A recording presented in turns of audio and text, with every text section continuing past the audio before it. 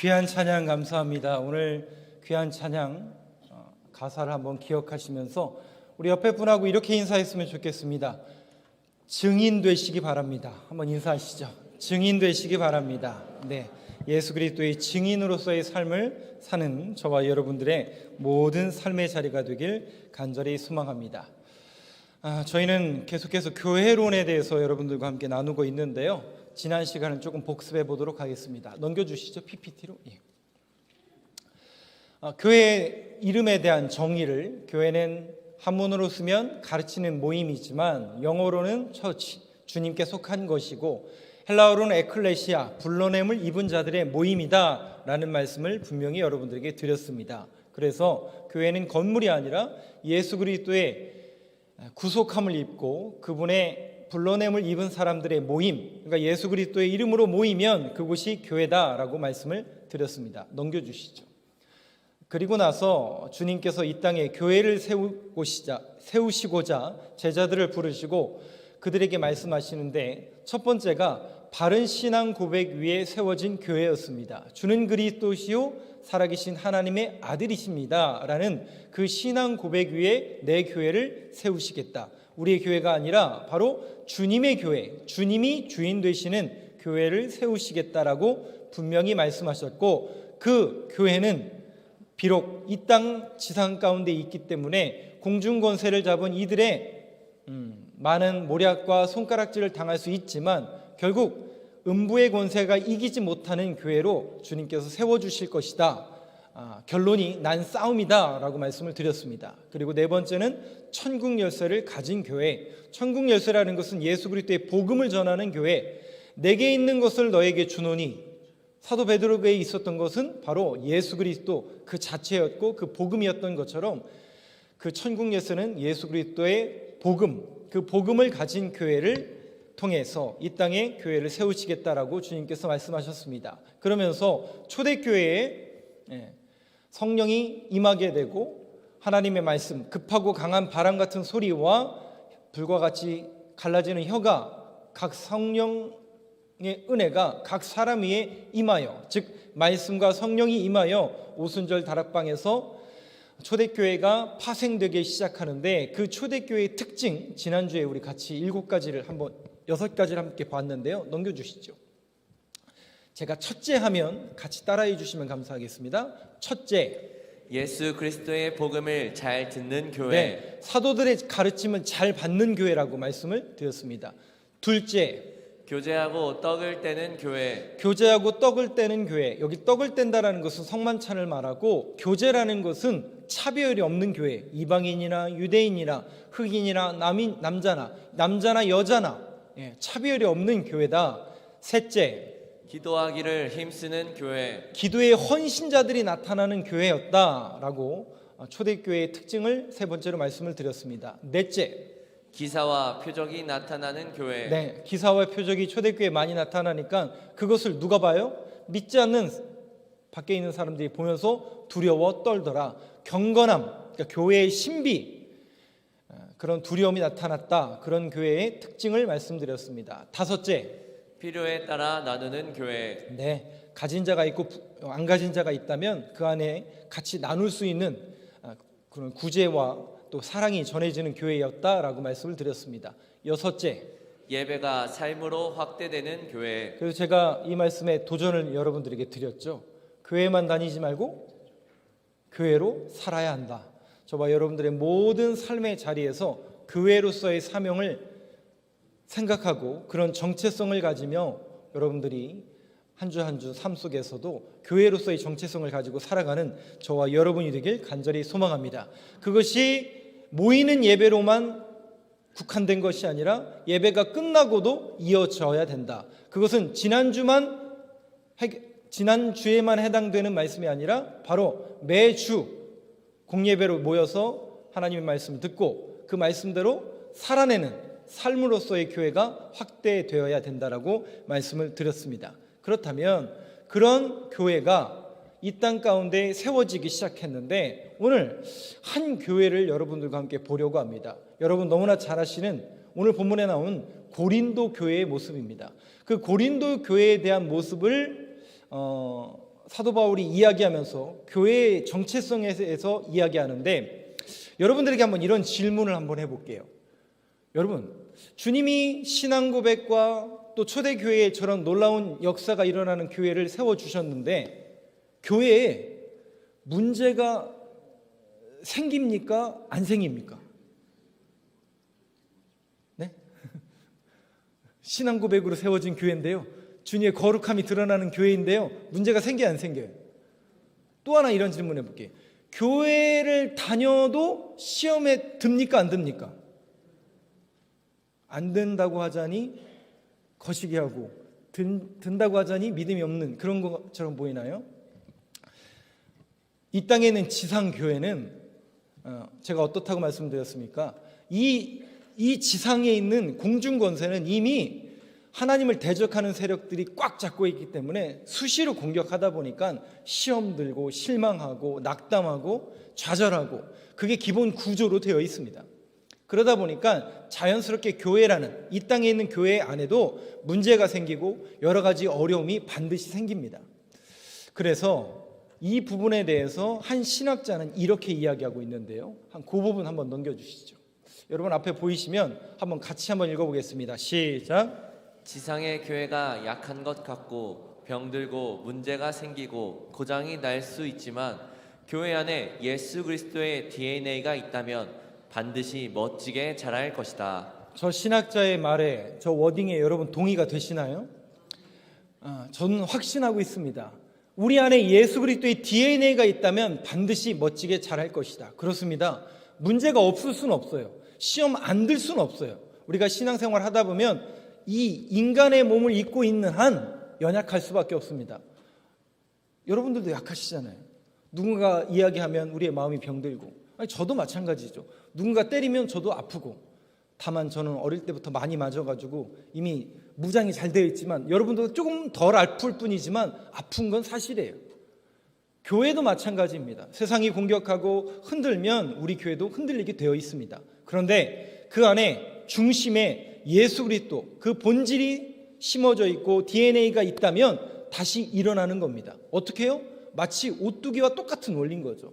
저와 여러분들의 마음의 심령에 이 말씀으로 딱 충만하면요, 흔들렸다가도 딱 중심을 잡는 거죠.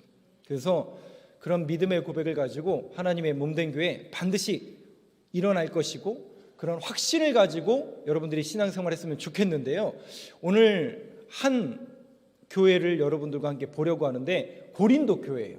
고린도 교회는 큰 은혜도 있었고 은사도 있었고 그 당시 굉장히 큰 교회였지만 많은 문제가 파생된 교회입니다. 그런데 그 많은 문제가 파생된 교회에 사도 바울이 어떻게 그 교회가 건강한 교회로 나아갈 것인가를 가르쳐주는 그 말씀이 오늘 기록이 되어 있는데 그 부분을 여러분들과 함께 보면서 어떻게 우리가 하나님의 몸된 교회를 또 바르게 건강하게 세워갈 수 있을까를 한번 또 저와 여러분이 말씀을 통해서 고민하는 시간을 가졌으면 좋겠는데요, 넘겨주시죠. 사도 바울은 교회라는 그 정체성을 몸으로 보고 있는데요, 골로새서 1장 18절에서 이렇게 이야기하고 있습니다. 한번 같이 읽겠습니다. 시작. 그는 몸인 교회의 머리시라. 그가 근본이시요 죽은 자들 가운데서 먼저 나신 이시니 이는 친히 만물의 으뜸이 되려 하심이요. 교회라는 정체성을 몸으로, 그러니까 우리 사람의 몸으로 비유하고 있습니다. 그리고 그 몸의 머리는 누구시라고요? 교회의 머리시라. 예수 그리스도께서 교회의 머리시라. 하나 더 넘겨주시죠. 에베소서에서 바로 이야기를 하고 있는데요, 한번 같이 읽겠습니다. 시작. 또 만물을 그의 발 아래 복종하게 하시고 그를 만물 위에 교회의 머리로 삼으셨느니라. 몸은 교회이고 그 교회의 머리는 누구라고요? 예수 그리스도. 예수 그리스도. 그 예수 그리스도가 몸이 교회이고 머리가 예수 그리스도라면 그 머리 대신 예수 그리스도, 여러분 사람의 머리에는 뭐가 들어있죠? 사람의 머리에는 안 열어봐서 모르지만 뇌가 들어있죠. 뇌. 그럼 그 뇌가 뭐하는 기관입니까? 명령하는 기관이죠. 제가 요즘에, 저도 예전에는 축구를 굉장히 좋아했었는데 어느 날 공이 이렇게 지나가는데요, 눈으로 보고 머리로 인지해서 명령을 내리잖아요. 봐라, 움직여라. 근데 얘가 움직일까 안 움직일까요? 어느 날부터 얘가 느려. 그래서 그렇구나. 이게 이렇구나. 시간이 좀 지나니까 이렇구나. 나도 예전에 이러지 않았는데, 그런 생각을 했는데 이겁니다, 여러분. 그러니까 몸이 교회이고 머리가 그리스도이시기 때문에 그분의 명령과 그분의 지배력을 당하는 게 뭐예요? 이 몸인 거예요. 그런데 그분이 명령하시고 그분의 지배력을 벗어나서 나 안 할래, 나 안 움직일래 하면 그 교회는 문제가 있는 거예요, 없는 거예요? 문제가 생긴 거죠. 마찬가지로 그러한 원리 속에서 오늘 사도 바울이 비유적으로 이야기하는 겁니다. 교회의 머리는 누구시라고요? 예수 그리스도. 다른 사람이 아니에요. 권력이 아니에요. 권세가 아니에요. 세상적인 방법이 아니에요. 세상적인 만몬이 아니에요. 교회의 머리는 오직 예수 그리스도. 그분의 말씀, 그분이 하신 말씀이 교회의 머리이고 그 말씀대로 행하는 것이 바로 몸이기 때문에 교회는 오직 예수 그리스도께서 원하시는 말씀과 그분이 머리 되셔서 이 모든 것을 지배하셔야만 합니다. 넘겨주시죠. 그래서 에베소서 1장 23절에서 이렇게 이야기하고 있는데요. 같이 읽겠습니다. 시작. 교회는 그의 몸이니 만물 안에서 충만하게 하시는 이의 충만함이니라. 여기 조금 이제 이해하기 어려운 부분이 충만이라는 단어입니다. 우리가 보통 충만이라는 단어를 영어 성경에 보면 풀필, 흘러 넘치다라고 번역하고 있는데 헬라어 원문에 가까운 그 충만이라는 단어는 지배입니다. 그래서 다시 해석하면요, 교회는 그의 몸이니 머리가 예수 그리스도시고 그의 몸이 교회이니 만물 안에서 지배하게 하시는 이의 지배함이니라. 다시요, 지배하게 하시는 이의 지배함이니라. 그러니까 교회는 우리의 몸이 되는데 그 몸은 머리의 지배, 예수 그리스도의 지배력의 충만함을 입어야 된다라고 사도 바울은 에베소서에서 이야기하고 있습니다. 그러니까 머리가 그리스도가 되실 뿐만 아니라 그분의 지배력, 그러니까 여러분 교회를 운영하고 교회를 이끌어가는 모든 원리는 1순위가 예수 그리스도, 또 그분이 하신 말씀, 그분의 지배력에 의해서 움직이는 게 교회라는 사실을 여러분들이 분명히 기억하셔야 됩니다. 그래서 우리가 누구의 지배력 안에 있어야 되는 거예요? 왜 우리가 성령 충만함을 받아야 되는 거예요? 왜 우리가 교회 안에서 어떠한 일을 행할 때 기도하고 시작하고 밥 먹을 때도 기도하고 시작하고 예배 드릴 때도 기도하는 이유는 그분의 지배력을 구하는 겁니다. 성령 하나님, 나의 삶을 주관하시고 우리 교회를 지배하여 주옵소서. 성령 충만함으로, 성령의 지배함으로 우리 교회를 인도하시고 이끌어 주옵소서. 여러분, 이 기도가 저와 여러분들의 기도가 되길 간절히 소망합니다. 그분의 지배력 안에 놓여 있을 때만 온전해지고 완전해진다라고 성경은 우리에게 가르쳐주고 있으니 우리 교회가 성령님의 충만함을 받아 성령님의 인도하심을 따라 성령님의 지배함을 따라 운행되어지고 이끌어짐을 당하는 교회가 되길 간절히 소망합니다. 그래서 저와 여러분이 우리 교회를 위해서 기도할 때 성령 충만함을 위해서 기도해야 됩니까? 안 해야 됩니까? 라고 물어보면 제가 바보죠. 당연히 저와 여러분이 우리 교회가 성령 충만함을 위해서 기도해 주셔야 됩니다. 그 이유는 성령의 지배함을 받아야 되기 때문입니다. 두 번째 내용을 한번 보시죠. 넘겨주세요. 오늘 본문 말씀인데요. 한번 같이 읽어보겠습니다. 시작. 너희는 그리스도의 몸이요 지체의 각 부분이라. 네, 오늘 본문에서 분명히 교회는 그리스도의 몸이다라고 이야기하고 지체의 각 부분이다라고 이야기하고 있는데 몸으로 교회를 비유하고 있고 그 부분을, 그 몸의 각 부분을, 지체를 이제 이야기하고 있는데 고린도전서 12장 12절을 한번 보여주시죠. 예, 같이 읽겠습니다. 시작. 몸은 하나인데 많은 지체가 있고 몸의 지체가 많으나 한 몸임과 같이 그리스도도 그러하니라. 문제는 뭐냐면 몸은 교회이고 머리는 예수 그리스도신데 이 몸이 문제예요. 몸이 하나인데 많은 지체가 있고 몸은 지체가 많으나 한 몸임과 같이 그리스도도 그러하니라. 여러분, 그래서 이 말씀 여러분들이 정확하게 이 문장을 이해하시면서 교회의 원리를 아셔야 됩니다. 교회는 한 몸이지만 그 안에 뭐라고요? 많은 지체가 있기 때문에 교회는 다양성이 존재합니다. 다시요. 한 몸이지만 그 안에 다양한 지체들로 이루어져 있다 보니까 다양성을 인정하셔야 됩니다.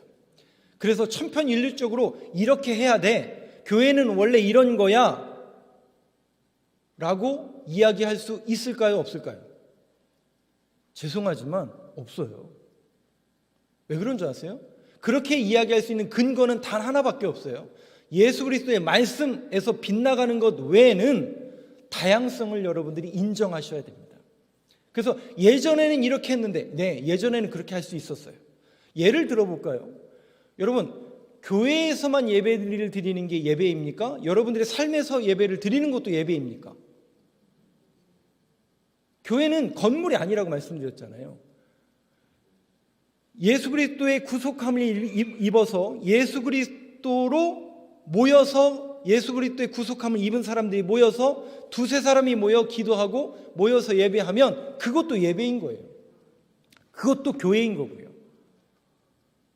그런데 우리는 자꾸 뭐라고 생각하냐면, 원래 이렇게 했으니까, 예전부터 이렇게 했으니까, 그렇게 원래를 따라가다 보면, 그러면 초대교회를 보시면 돼요.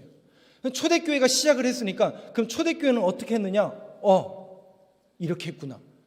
이게 원형이 되는 거죠. 그런데 여러분, 이 초대교회의 모습과 오늘 한국교회, 또 우리 교회의 모습을 바라보면 비슷한가요? 다른가요? 실상은 비슷한 것보다 다른 게 더 많아요. 근데 왜 그런 줄 아세요? 시대가 바뀌었잖아요. 시대가 바뀐 거예요. 교회라는 이 몸은 하나지만 그 안에 다양성이 존재한다라는 사실을 여러분들이 분명히 인지하셔야 됩니다. 다만 한 몸이기 때문에 그리스도 예수 그리스도의 명령과 그분의 지배 아래 놓여야 하는 것은 교회의 공통적인 보편적인 모습이에요. 그러나 그 안에 다양성을 여러분들이 인정하시고 그 부분에 대해서 늘 깨어있는 교회가 되어야 됩니다. 그래야 새로운 문물이 들어오고 새로운 것들이 우리 교회 안에 들어올 때 그것을 판단할 수 있는 판단력이 있어요. 이건 안 돼, 예전부터 했기 때문에 이래서는 안 돼, 이렇게 금지할 근거가 너무나 희박하다라는 것이죠. 물론 교회 안에는 공통된 교회의 원리와 원칙과 규범과 교회 안의 내규가 반드시 있어야 되고 그것을 지켜야 되는 것은 당연한 거예요. 그러나 중요한 것은 다양성을 인정해야 되기 때문에 그 부분에 대해서 열린 마음이 저와 여러분들에게 늘 있어야 됩니다. 그러면서 이 비유를 왜 사도 바울이 오늘 고린도 교인들에게 전하는지를 여러분들이 정확히 아셔야 됩니다. 여러분, 고린도 교회는 어떤 부분에 문제가 있었냐면, 날로 부흥하고 성장해서 많은 사람들이 이 안으로 들어왔는데, 특별히 고린도 교회에 뭐가 많았냐면 은사가 많았어요. 은사가 뭐예요? 하나님께서 거저주시는 은혜라고요. 그 은혜가 그들에게 임하니까 어떤 사람은 방언하고, 어떤 사람은 예언하고, 어떤 사람은 신유의 은사를 누리고, 어떤 사람은 예언하는 은사를 누리고. 그런데 문제는 뭐냐면, 이런 은혜와 은사가 각양각색으로 나타나다 보니까 나중에는 은사를 받은 사람과 은사를 받지 못한 사람하고 구별이 돼요. 그러면서 자연스럽게 어떤 문제가 생겨요? 누구 은사가 크냐? 경쟁이 붙기 시작했어요. 네. 방언하는 은사가 크다, 신유의 은사가 제일 크다, 예언하는 은사가 제일 크다, 서로 은사의 경쟁이 심화된 거예요. 그러면 여러분 보세요. 은사를 받지 못한 사람은 어떻게 될까요? 그 사람들은 신자 아니에요? 예수 안 믿는 사람들이에요? 은사 못 받았으니까 예수 안 믿은 거예요? 제대로 신앙생활 못한 거예요? 그렇게 판단할 수 있는 근거는 성경 어디에도 없습니다. 자꾸 교회 안에 그러다 보니까 우열이 생기기 시작해요. 어떤 사람은 은사 받은 사람이 어떨까요? 당연히 자존감이 높으니까 우등생처럼 여겨지고, 나는 왜 은사를 안 주시나, 나는 왜 저렇게 저 사람처럼 방언도 못하고 기도도 못하고, 그런 열등감이 교회 안에서, 그러다 보니까 자존감은 교회 안에서 떨어지고, 이게 우열이 나눠진 거죠. 그리고 은사를 받은 사람끼리 모이기 시작하는 거예요. 방언하는 사람끼리 모이고, 또 신유의 은사를 누리는 사람끼리 모이고, 그러면서 자연스럽게 교회 안에 뭐가 생기냐면 은사 파벌이 생기기 시작합니다. 그러면서 교회가 분리되기 시작하는 거죠. 그러면서 사도 바울이 오늘 이 이야기를 하는 겁니다. 뭐를 인정하라고요? 몸은 하나지만 그 안에 다양성이 있다라는 것이죠. 그것을 인정하라. 사도 바울은 그것을 계속 이야기하면서 고린도전서 12장 25절 말씀 한번 보여주시죠. 한번 같이 읽겠습니다. 시작. 몸 가운데서 분쟁이 없고 오직 여러 지체가 서로 같이 돌보게 하셨느니라. 여러분 보세요. 그런 우열과 차별과 갈등이 심화되니까 붕당이 생기고 파별이 생기고 그러다 보니까 서로 우열을 가리기 위한 분쟁이 심화됐습니다. 그때 사도 바울이 이야기하는 거예요. 아니다. 교회는 그리스도의 몸이고 그 몸에는 다양한 지체들이 있기 때문에 오직 여러 지체가 서로 같이 뭐 하라고요? 돌보게 하셨느니라. 우리에게 주신 은혜는 거저 주신 거예요. 은사는 값없이 우리에게 주신 겁니다. 그런데 그 은사가 어느 날부터 내 권위가 되고 내 직분의 원리가 되고 내 신앙의 동기부여가 된다면 이건 여러분 조금 점검해 봐야 됩니다. 물론 그런 은사를 통해서 우리가 동기부여도 될 수 있고 우리 신앙이 성숙할 수 있어요. 그런데 그 이상도 그 이하도 아닙니다. 이것이 우리의 자존감을 드높이고 우리의 뭔가 직분의 우열을 드높인다면 은사와 은혜의 원리에서 벗어난 겁니다. 오직 그런 은사를 주신 것은 뭐하게 하심이냐면 돌보게 하셨느니라. 받지 못한 사람이 있다는 거예요. 그러면 그 사람에게 그 은혜를 어떻게 하는 거예요? 흘려내보내는 겁니다.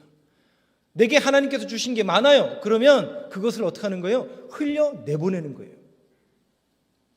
그것이 원리이고 그 일을 감당하라고 우리가 공동체로 묶어주셨다라는 거예요. 그러면서 26절 보여주시죠. 같이 읽겠습니다. 시작. 만일 한 지체가 고통을 받으면 모든 지체가 함께 고통을 받고 한 지체가 영광을 얻으면 모든 지체가 함께 즐거워하느니라. 네, 이 말씀에서도 공통적으로 그 이야기를 하는 겁니다. 만일 한 지체가 고통을 받으면 모든 지체가 함께 고통을 받고, 여러분 우리의 몸에 열등감이 있을 수 있나요? 머리는 그리스도시니까 목부터 제 발까지, 그러면 손이 있고 발이 있고 다리 있고 뭐 다 각 기관이 있는데 제일 열등한 기관이 어디일까요? 그냥 제가 딱 떠올 때 발인 것 같은데, 근데 여러분 발이 어느 날 파업하기 시작했어요. 나는 열등한 존재가 아니야, 니네들끼리 알아서 해, 이렇게 할 수 있어요? 그겁니다. 여러분, 교회 안에 한 몸이지만 다 있다는 거예요. 그걸 인정하시라는 거예요. 우열을 나누지 마시라는 거예요. 은사는 값없이 주신 거라니까요. 그냥 그거는 감사할 일이에요. 그리고 내게 은사 주신 것 돌보라고 주신 거기 때문에 받지 못한 이들에게 흘려주시는 겁니다. 내게 많은 것을 주셨어요. 내게 부하게 주셨어요. 그것을 흘려보내는 게 정상이라는 거예요. 그리고 부족한 이들이 있다면 그들을 돌보는 역할, 그것이 교회가 감당해야 될 교회의 정체성이라는, 우리가 공동체로 묶어주신 그 이유 중에 하나가 바로 흘려내보내라라는 그 의미가 교회라는 공동체 안에 반드시 있다라는 것이죠. 그래서 교회의 중요한 기능과 구조 가운데 하나는 구제라는 것이 반드시 존재합니다. 네. 왜냐하면 교회 안에는 다양한 지체들이 있고 가진 자가 있고 부한 자가 있고, 가진 자가 있고 같은 말이군요.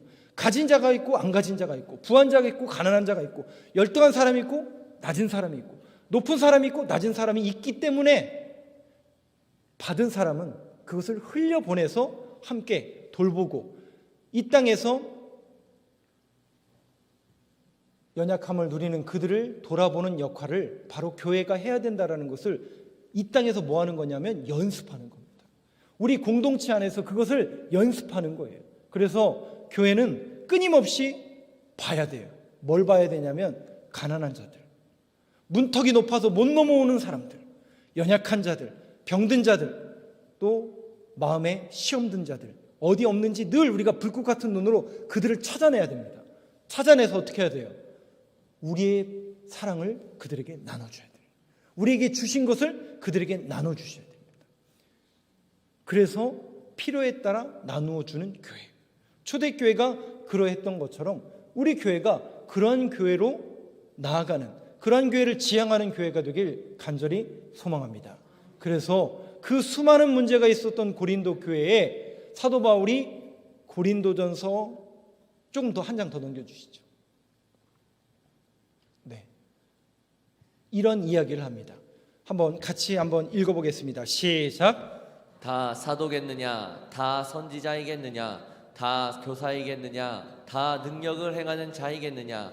다 병 고치는 은사를 가진 자이겠느냐? 다 방언을 말하는 자이겠느냐? 다 통역하는 자이겠느냐? 네, 저를 보고 여러분들을 다 보세요. 한번 다 다르신 분들이잖아요. 은사도 다르고 능력도 다르고 가진 것도 다 다르잖아요. 그 이야기를 하는 거예요. 그러면 넘겨주시죠. 31절. 너희는 더욱 큰 은사를 사모하라.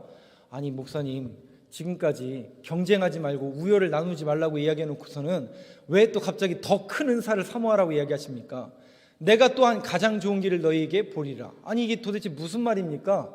경쟁하지 말라고 했고 우열 나누지 말라고 해놓고서는 더 큰 은사를 사모하라니요. 더 큰 은사가 뭐예요? 더 좋은 길이 뭡니까 여러분?